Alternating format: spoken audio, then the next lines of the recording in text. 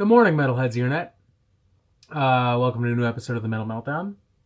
And today we're talking about the top 5 worst metal albums of 2019. Yippee. We haven't done one of these videos I haven't done a worst albums video in quite some time. I can't even remember the last time I did one.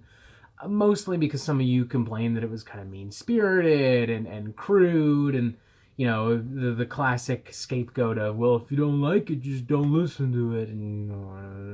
But I don't know. I don't mind getting trashed on. I don't mind trashing other bands for that matter, particularly when some bands are big enough that pretty sure they can handle a little bit of unwanted negative criticism even at this point. Plus, more importantly, I just don't think it's particularly honest or entertaining to only review the albums that I think are good. I mean, I want the Metal Meltdown to be a discussion of all kinds of metal, not just the kinds of metal that I personally listen to every day. Because it's by straying into those outside territories, into those unfamiliar genres, that you find stuff that maybe you wouldn't have noticed before. I mean, I honestly did not give any fucking shits about black metal until I heard Death Heaven. Everyone told me, don't listen to Death Heaven. They're a poser band, and now they're probably one of my favorite bands in general. Like, you'll never know for sure if you like or dislike something unless you sit down and listen to the fucking thing. And being dishonest about how you feel or hiding it just because it makes somebody else upset or uncomfortable, I don't think that's particularly fair. So in the name of fairness, in the name of honesty, and to some extent in the name of pissing some of you off, I am reviving this little segment, and we are talking about the worst albums of 2019, which in theory shouldn't be that hard. It's been a consistently really great year, but in execution, I promise you, it really was not that hard for me to find records that infuriated me or insulted me or bored me to death or some combination of all three. It's worth noting that some of these records were actually well received upon release, so much so that when I reviewed them, the videos were bombed with dislikes and in some cases incredibly violent comments. But hey, like I said before, it would not be particularly honest of me to simply say, well, I don't like it, so let's just ignore that it exists. You can call me a bully, you can call me crude, you can call me mean, but don't ever call me dis-fucking-honest. With that in mind, let's stop wasting time and let's just get right into it. First things first, I want to note that I had initially planned to make this a top 10, and I couldn't really find 10 albums I disliked, so I ended up settling on 5, and I ended up settling that these other records would be known as honorable mentions, and they just weren't good enough, or I suppose in this case, bad enough to make the final cut. One of these records being Resist by Within Temptation, one of the records in particular that I was dogged for earlier in the year for not particularly enjoying. I thought it was pretentious, I thought it was underwritten, I thought it was overproduced, and I 100% stand by those comments. I don't care how many fucking Within Temptation fans had fun listening to vanilla white people pop cloaked with symphonic flourishes and paper thin guitar. You do you, but you also have to let me do me. Is that alright? Is that good? It's a particularly annoying record when you consider that in 2019, modern pop and metal have finally been able to find a little bit of common ground via records from Bring Me the Horizon and Issues. Meanwhile, Within Temptation just flops around playing with the most basic pop ideas, the most basic pop song structures, throwing a weak-ass guitar line on top of it and calling it a day. It's worth noting that the album's production and creation was consistently dogged by writer's block and some personal issues from some band members. And while I obviously can't say that this is the definitive thing that derailed this album, I think it's safe to say it is definitely an element that helped to derail it, as it is definitely lacking in energy and effort and intuitiveness. It's Within Temptation's worst album in my opinion, and proof that just because you call it a turd doesn't mean it's suddenly not a turd. This is still a turd. Next up, Human Target, Thy Art is Murder, another album that was pretty popular upon release, another album where I got a lot of pretty angry comments from people, you know, you don't understand deathcore, you don't fucking get it, man. But what is there to get? Like, what is there musically, lyrically, aesthetically to get out of this record other than the sound of a bunch of gorillas pounding away on a single fucking string? Thy Art is Murder have been banking off of the success of Hate for years with some of the most generic and unenergetic deathcore of this generation. And coming from a genre that frankly is not very well known for its advances in musical technique and display, that's saying a lot. It's just so blatantly lazy and repetitive.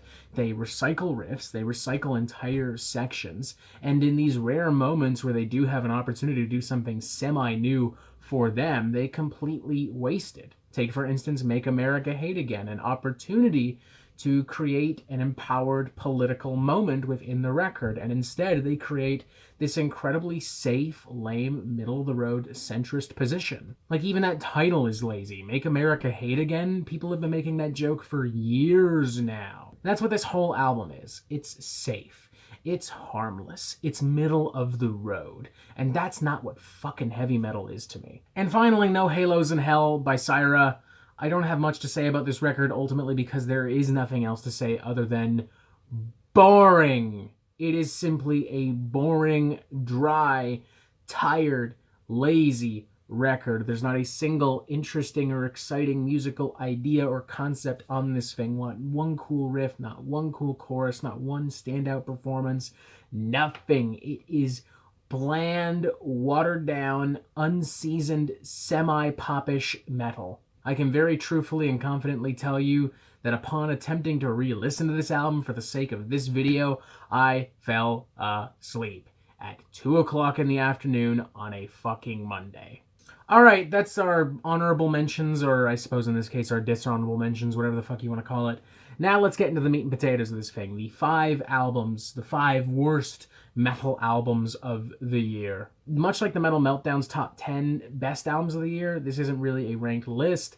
I'm simply going to name all of these albums in order of release.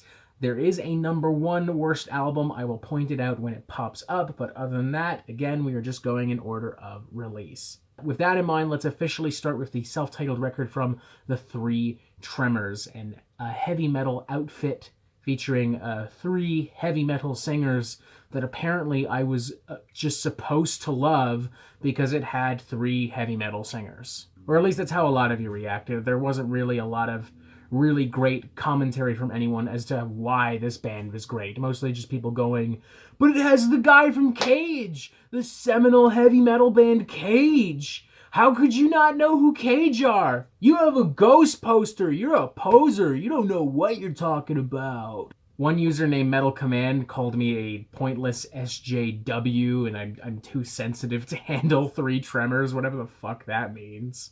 And another user actually went as far as to threaten my life because I had dared to diss the glory of 3 Tremors or some bullshit. And side note here, the fact that some of y'all resorted to literal violence and name-calling instead of trying to display why you thought this record was good is pretty disgusting, and it makes all of us look bad, and you should feel bad. What's most amazing about all this, though, is that there's just no reason to get this upset about 3 Tremors. They are such a boring fucking band. The actual music itself is so average, so run-of-the-mill. It is the most cut-and-paste, meat-and-potatoes heavy metal I've ever seen performed on a record. I would not be shocked at all if everyone working on this record, aside from our 3 main singers, were all studio musicians paid by the hour. They are simply there to do a job. They are doing it to the best of their ability, but they're not invested, they're not going out of their way. And as for the 3 singers, these 3 legendary titans of industry that y'all felt the need to so vigorously defend, they fucking suck on this thing. All 3 of them, those singers, by the way, being Tim Owens, Harry Conklin, and Sean Peck, all of them are just doing like the world's worst fucking Rob Halford impersonation. They're all screeching at the top of their lungs, trying to outperform each other, trying to out-metal each other instead of playing off of each other and creating different harmonies and ideas and soundscapes. It's literally the equivalent to like a bunch of drunk dads going to a karaoke bar and singing Painkiller.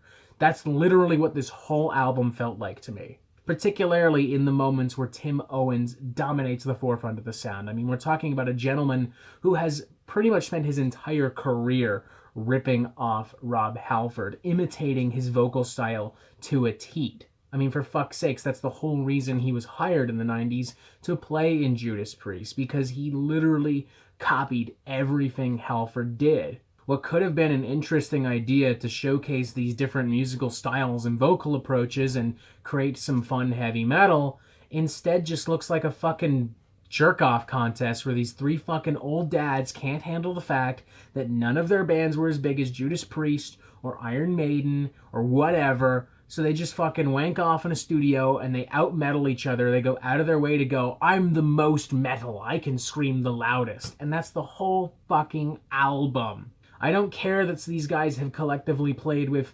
Cage and Jagdpanzer. I don't give a fuck. The record sucks. It fucking sucks. It doesn't matter that I have a Ghost poster. It doesn't matter that you think I'm an SJW. It doesn't change the fact that this record fucking sucks. It doesn't change the fact that I could create a better heavy metal record right fucking now. And guess what? I could do it without three middle-aged grown men who are all simultaneously auditioning for a shitty Judas Priest cover band. Next up, Posthumous Humiliation from Pissgrave, a record that isn't just well received, but kind of acclaimed in some aspects. I mean, I've seen this pop up on Best Albums of the Year list. Next up, Posthumous Humiliation from Pissgrave, a perfect fucking title, may I add. This is a band that's been getting a lot of buzz recently. Their previous record was mixed, but it was definitely noticed. It was definitely acknowledged, and it definitely has its fans. This record in particular has its fans as well. In fact, I've even seen it pop up on a couple Best Albums of the Year list. And I'm honestly shocked that in a year full of such fantastic death metal that anyone would look at Posthumous Humiliation and say anything other than, wow, what a generic, gross piece of shit. Because that's what this record is. This record is a group of dudes who listened to like the first couple Carcass records and they said, this is the greatest thing ever made. Let's only do this and let's make it shittier. Let's make it more incompetent. Let's make it louder. Let's make it grosser. Let's make it nastier. On some level, I respect their dedication to being the most objectively extreme band in existence, but in the process, they have forgotten that they still have to make music. They still have to write songs. Like, there's no riffs. There's no interesting arrangements on here. It is just a regurgitation of death metal stereotypes and tropes. This is the kind of album that if I asked my suburban, middle-aged white mom to make, this is what she'd make. She would just scream into a microphone, slam some drums, slam a guitar, call it a day. That's what Posthumous Humiliation is. And again, in a year filled with so much fantastic death metal from artists like Tomb Mold, Gatecreeper, Ultimus, Venom Prison, Blood Incantation, it blows my mind that anyone would look at this and go, wow, what an incredible piece of work. Like, even by the standards of like super underground death metal, there's just not a lot going on. It gets by on being gross, on being extreme, on being the literal physical manifestation of everything people fucking hate about this genre. Listening to Posthumous Humiliation is like listening to the entire genre of death metal take a huge, awkward step back and then slip in its own fucking vomit and then get back up and step back again and then slip again in its own fucking vomit. I understand that for a good portion of death metal fans, that's all you're really looking for. You're just looking for some brutal, gross noise. But when I buy music, I'm looking for music. And if I wanted brutal, gross noise, there are places I can go without stooping to the incredibly useless and generic avenues of Pissgrave. Like I said, Posthumous Humiliation could not possibly be a better fucking title, because if I had to work on this record, I'd be fucking humiliated too. The next album we're talking about just so happens to be the Metal Meltdown's #1 worst album of the year. That album being Nostalgia Critic's The Wall. Before someone says it, I'm well aware that this is not technically a metal record, but there are a couple of things to consider here. One, it still falls in the spectrum of rock, and the Metal Meltdown still looks at rock music. Maybe not like alternative rock, but some prog and hard rock, definitely. Second, it is based off of Pink Floyd's The Wall, which itself, also not a metal record, but still a rock record, and also a massive influence on a number of heavy metal bands that still exist today. And finally, the fact that there's actually some metal credibility to this thing with artists like Rob Scallon and Corey Taylor, you know, That's more than enough wiggle room to argue that this belongs on the Metal Meltdown. But perhaps most importantly, in regards to the video that I have titled the top 5 worst albums of the year, this is simply the worst album of the year, metal or not. You can argue what it sounds like, you can argue what subgenre it fits on all fucking day if that's what you want to do. You can't argue that it is not a terrible, fucking insulting piece of shit. I mean, what Doug Walker, as the Nostalgia Critic, has done to The Wall, it's revolting. He has destroyed the artistic integrity and the goodwill of that project. A project that you don't have to love. I'm not saying you do. But you can't deny the iconic place in history that The Wall holds. You can't deny its influence, its power, its ambition. Nostalgia Critic does, and he attempts to twist what he does see in The Wall into some kind of weird satirical analysis about society and the military and social media, which inherently isn't a terrible idea, but with Doug Walker being one of the worst fucking comedians on the internet, he flops this so fucking hard that it's honestly kind of sad. What could have been an attempt to reinterpret The Wall into the modern era and look at it in a brand new light has instead turned into the world's worst Pink Floyd cover band fronted by a comedian who's this fucking close to getting pulled off the stage. These jokes, if you can even call them that, essentially boil down to the kind of really shitty commentary that kids do while watching a movie. And the musical blueprint itself, while accurately portrayed, has lost all of the punch, all of the flavor of the original album by being produced with way less money and, frankly, with way less talented musicians. As I said in my official review, it doesn't matter if you have Jamie Oliver's cookbook, because you're not Jamie Oliver. And sorry, Rob Scallon, but you're not Pink Floyd. It's really quite that simple. To be fair, you did the best you could with what you had. All of my real blame, all of my real hatred for this album boils down to Doug Walker and his horrible idea, his horrible performances. There's not a single redeemable moment on this record, and even if there was, it's extremely difficult to listen to this record on its own, as it's intrinsically linked to the absolutely disastrous video review of the Wall movie that he released earlier in the year. I'm sure I don't need to remind you about that fucking travesty. That whole thing is basically a fucking meme at this point. Hell, I probably don't even need to talk about this album all that much anymore. If you've been paying any attention to music in 2019, even if you don't know fuck all about metal or prog or rock, there's a good chance you've at least heard of this fucking thing. I mean, for fuck's sakes, Anthony Fantano posted his review not long after mine. So I will simply end it off by saying this.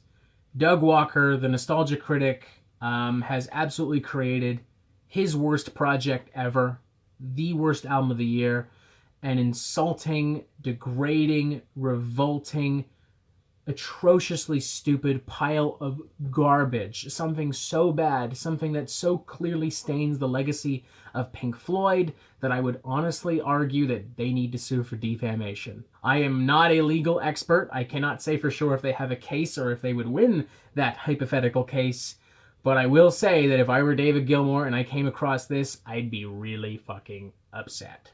Next up is an album that I'm actually really sad is on this list. I'm sad that I have to do this to a literal heavy metal god. But there's no way around Celestial by Rob Halford.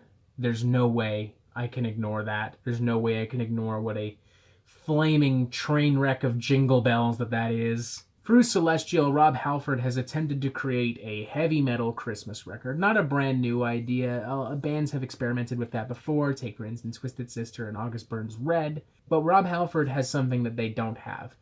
50 years of experience and heavy metal knowledge and history. You would think with those 50 years he would be able to construct something memorable and exciting and interesting, even if he has to play to the rules of Christmas music. What instead has happened is honestly kind of pathetic. I mean, it just doesn't work in any aspect whatsoever. I mean, the songs are just so bad. They're so poorly performed. They're so inconsistently mixed and arranged. You have some songs that are pretty crystal clear and soft and other songs that are really grisly and tough on the ears. Rob Halford, in his infinite wisdom, somehow decided not to hire any professional musicians to work on this thing. Instead, he hired his close friends and family.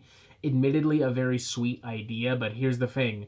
If I were to make a heavy metal record right now, Christmas or not, I would not hire my cousin. I would not hire my dad. I would not hire my sister. I would try and hire a heavy metal musician. These guys are by no means incompetent, but honestly, if you had told me they were studio musicians, I would fucking believe you. And this is all without even mentioning the very obvious fact that Christmas music is inherently so fucking annoying, and that Rob has done nothing to transform these songs into something less annoying. In fact, in some cases, I think he's made these songs more annoying. His versions of Away in a Manger, Deck the Halls are honestly just plain cringeworthy. And honestly, also just pointless. Like, I can't help but wonder who this record is made for, because realistically, the types of people that would buy a full Christmas album, you know, the white Christian moms, probably would not be interested in a version of Christmas sung by an openly gay heavy metal singer. Like, I don't want to play the stereotype card, but I just don't see that happening. I don't see the super Christian moms who go nuts over Christmas every year picking this over Andrea Bocelli or a classical Christian music record. Hell, there are members of my family that if I even told them about this record, would probably start saying a prayer right then and there. This record maybe works as a joke gift to put in someone's Christmas stocking at the end of the year, you know, for the one metalhead in the family, but that's really the only truly positive thing about this that I can say. I can't even really praise Halford's performance because honestly, I don't think he's really singing with the same level of gusto and enthusiasm on here that we've seen him with in recent years. I don't know, man. If you really want a heavy metal Christmas, just go look up the aforementioned records from Twisted Sister and August Burns Red. Or for that matter, just play Jingle Bells over Firepower. I promise you that itself is a way more fulfilling and interesting experience than everything Celestial has to offer. And finally, let's talk about Gidim from Rings of Saturn. Yeah. This album almost beats 3 Tremors for having one of the most intense comment sections of 2019. I mean, y'all will defend Lucas Mann until the day he dies. Like, it's honestly kind of unreal to me how many of y'all have just drank the Kool-Aid. How many of you are ignorant to the bullshit that he brings to the metal community. And you're ignorant because they play fast, brutal jams, and that's all you give a fuck about. And God, that's infuriating to me. I don't give a fuck how technically proficient he may seem. I don't give a fuck how many statements he puts out. I don't give a fuck how many videos he has to make trying to convince me that he is anything less than a hack of a musician, because he is a hack of a musician. His entire shtick is to bring studio musicians into a studio and they fiddle around on their instruments and they record at half speed and they edit the fuck out of it because they can't actually play any real fucking music, and they put some drums on it and they put some vocals on it and they call it music, and you sit there and you go, whoa! Like, it fucking blows my mind. They just regurgitate actual fucking noise. And you people are just like, wow, this is incredible. There's nothing more inspired than this. Like, are you fucking kidding me? You mean to tell me that Lucas Mann, being the laziest fucking musician of all time, is entertaining to you? Because to me, it's fucking insulting. With Gidim, Rings of Saturn do absolutely nothing new. Nothing original. It is the same regurgitation of bullshit that they have been regurgitating since they begun regurgitating. For the last decade, they have created music that has gotten by on simply being crazy and insane, that has no actual substance or skill or emotion to it whatsoever. And every time someone attempts to call Lucas out for being such a lazy, incompetent musician, you all rush to his defense because, well, it's brutal. Who gives a fuck if it's brutal? Watching a man get beat to death with a hammer is brutal. That doesn't inherently make it entertaining. Watching someone get eaten by a fucking crocodile is brutal, but that's not inherently entertaining. I don't give a fuck if this is brutal. It's not entertaining. It's not. It's not even entertaining in a way where I can sit down and go, wow, how crazy is this going to get? Maybe a few years ago, it could have gotten by on being entertaining by being crazy, but at this point, I know their pattern. I know their shtick. I know everything that Rings of Saturn is going to throw my way. There's absolutely nothing they can throw at me that will make me say, wow, that's crazy. It's literally their trademark thing. It's the reason they have survived, by being fucking crazy. And they can't even do that anymore. They are so predictable at being crazy. And even if this was legitimately interesting, exciting, fun music to listen to, I'd still have a problem listening to it because of Lucas Mann, because I cannot be guaranteed that what he's creating on here was actually created by a human fucking being. We know that he edits the fuck out of his material. We know that his current guitarist, Joel Omans, is on record as calling him a hack of a musician and songwriter. And we also know that as of very recently, he's been criticized for his live setup. People have basically accused him of lip-syncing with his guitar, accused him of faking everything on stage. And I have no reason to believe whatsoever that those things are not true, because Lucas has done nothing to prove to me that they aren't true. You can issue as many statements and make as many videos as you want. It doesn't fucking matter. Like, have you ever seen Alex Skolnick or Marty Friedman make a video where they have to, fight back over comments that they may have plagiarized, or that they may have stolen music, or that they may be faking it on stage? Fuck no, because they just bring it. Any concerns you have with how they approach writing and performing music are gone the moment you see them perform, which is not something I can say for Lucas. He is one of the fakest fucking individuals within the world of heavy metal right now, creating some of the most incomprehensible, annoying, and frankly predictable at this point music that heavy metal has to offer. Like, if you want to listen to a bunch of fucking idiots whittle away on a guitar for a fucking hour, be my fucking guest. But there are tons of bands playing legitimately batshit insane tech death and doing it with way more honesty, way more integrity, and way less plagiarism than Rings of Saturn. If you don't believe me, feel free to look at any number of bands from the Artisan era. In fact, just go do that. Fuck Rings of Saturn. Fuck this album. I don't give a fuck if you think it's brutal. It's fucking fake trash. Jesus fucking Christ. I honestly think you guys would defend Lucas Mann fighting a fucking baby in the streets if it had a guitar riff plastered over it. You just go, oh, it's so brutal. Fuck you. I've had enough of his bullshit. I've had enough of Rings of Saturn. And I've had enough of you. That stuff does not have a lot of alcohol in it, but I'm like kind of getting out of it right now. I've been like drinking in between edits to fuel me. Might not have been the greatest idea in retrospect. With that in mind, I think this is a good place to end this off. Fuck every band on this list, even the dishonorable or honorable mentions, whatever the fuck we want to call them. Yeah. Oh, shit, no, wait, don't go anywhere. I totally forgot. I totally forgot for a second that I asked you in the community tab of this channel what you thought were the worst albums that were in 2019. So with that in mind, let's very quickly get into that. Let's find out what you thought were the worst albums of 2019. Oh man, I should have prepared a little more because I just drank a bunch. This should definitely be interesting. Classic Rock 2017 says, I don't know about the worst, but I couldn't get past the first few songs on the new Within Temptation record. Sounded like a bad Imagine Dragons ripoff. Trust me, dude, you are not missing anything by choosing to skip out on the rest of that album. As we already discussed before, it is an underwritten, overproduced pile of pop metal tripe. Hell, I can honestly say that I've listened to a couple Imagine Dragons songs that I have enjoyed way better than the entirety of Resist. So, yeah. I Need Sprite says, 3 Tremors, no doubt. Hell yeah, me and the Metal Meltdown community, we're on the same fucking page here. I like this. Let's keep this rolling. I Need Sprite also says, I still don't understand the hype for the new Devin Townsend. To me, it's drawn out and unappealing. This was something me and Dark Moon Desires briefly addressed in our top 10 best metal albums of the year list.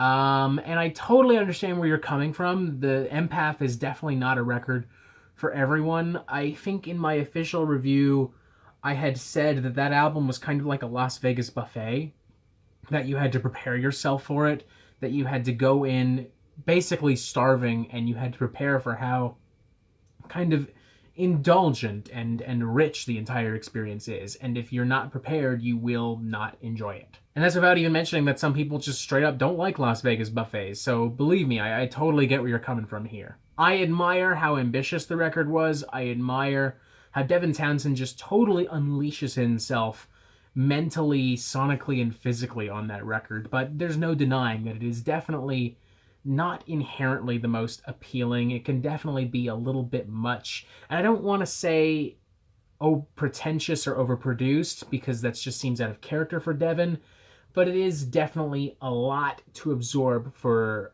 the average listener. The Open-Minded Metal Elitist says, anytime Attila releases an album, it is by default the worst album of the year, and I don't just say that to trash on metalcore or deathcore. They're just musically nothing special.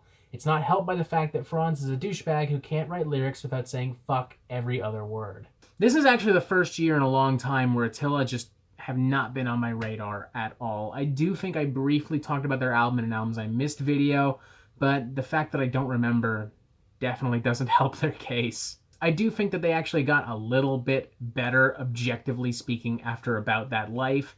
Not because they actually started making good material, but because About That Life was simply so bad that there was literally nowhere to go from up. So I don't disagree with you per se, Open-Minded Metal Elitist, but I will say that, you know, there's no way they can make something worse than About That Life. I don't know what I'm trying to say. Attila fucking sucks. Let's just roll with that. Let's just roll with that. Anyone arguing that Attila doesn't fucking suck, I just won't listen to you at all. Fuck off. Get out of here. Chicho Lino's got a couple recommendations here. First one being Black Anima by Lacuna Coil, saying, I feel this is an example of a band that doesn't play to its strengths anymore. They've abandoned everything that made them unique. And the second album being Orphans by The Agonists, saying, Elisa White-Glue's departure hurt the band immensely, and each album after this is further proof of that. I somewhat agree on Lacuna Coil. I remember when this came out and a lot of people were telling me to check it out.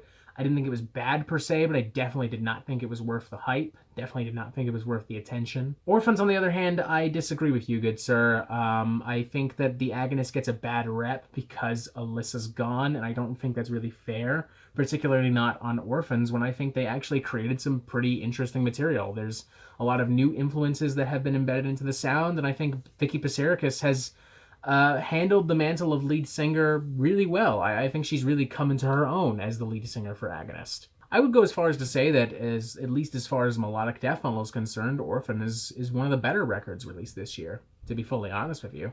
In this next post, Chicho Lino says that his absolute worst album of the year is the aforementioned Black Anima, and he also says that as a Tool fan, I must admit once the hype wore off, I was left with a somewhat forgettable album. It has its moments though, and it's still worth a listen. I noticed a bit of a pattern as well. Eli Weekly said that the new Tool album, Fear Inoculum, was probably the most disappointing record of the year. And Count Deangeli here also has tough words for Tool, also saying, I think you were positive on Chelsea Wolfe's album, but I feel it was full of remarkably bland and indulgent songs. And let's address Tool, because clearly that's the focus of these posts. I did not expect to see Tool this much, or frankly at all, but damn, it seems as though people are not really digging this Tool album. Truthfully, I don't care, not because I dislike it myself, but mostly because I'm kind of indifferent. I've never been a huge Tool fan. I wasn't, crying myself to sleep at night for the last 13 years waiting for a Tool album. I enjoyed Fear Inoculum for simply what it was, but I didn't think it was anything more or less than being another Tool album. So I kind of inherently understand where you guys are coming from, but I definitely don't share that same disappointment for Tool, at least not in comparison to other bands that have released way worse music this year and way more disappointing music, in my opinion. As far as Chelsea Wolfe is concerned, I don't know. I mean, it's definitely not the most creative or intuitive record, but I don't know. I just really dug that record for what it was. It came out at a moment where I had reviewed a lot of really extreme music, had released a couple of surprisingly semi-controversial videos, and it was just this really soothing, dark, gothic folk kind of thing, and it did its job, It's definitely lost a little bit of its luster as time has passed on, but I would still defend it, and I would still recommend it to people, quite frankly. And finally, let's go with this comment from, X, as we'll call them, who says, any of the emo hipster metal albums you listen to, lol, I couldn't help it. I'm well aware that we're kind of going off topic at this point. I imagine that's particularly annoying in a video that's probably going to be pretty long.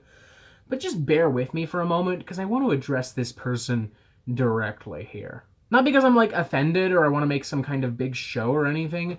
More so because I just want to say, if you guys are going to start, being mean and calling names and shit, then can you come up with something fucking original? You have any idea how many fucking times I've heard emo hipster over the years? Come up with something new. Come up with something creative. Wow me, dazzle me, If you're gonna be a dick, put a little bit of effort into it. That's all. I don't want to start a conversation about metal elitism or hipsters or whatever. I just come up with something original. That's all. It's 2019, soon to be 2020. Let's start putting a little bit more effort into being assholes. Because I can't stop y'all from being assholes, but I can at least convince you to, be smart. Or not. I don't know. Whatever. I'm losing track of this video now. Which definitely confirms that this is a good place to end it. Thank you for bearing with me for this video. Thank you for joining us. Tell me what you still think are the worst albums of the year. Tell me if I'm right. Tell me if I'm wrong. Feel free to threaten me. I don't fucking care. I get the views either way. And stay tuned for the best albums of the decade. As always, you have yourself a fantastic fucking day.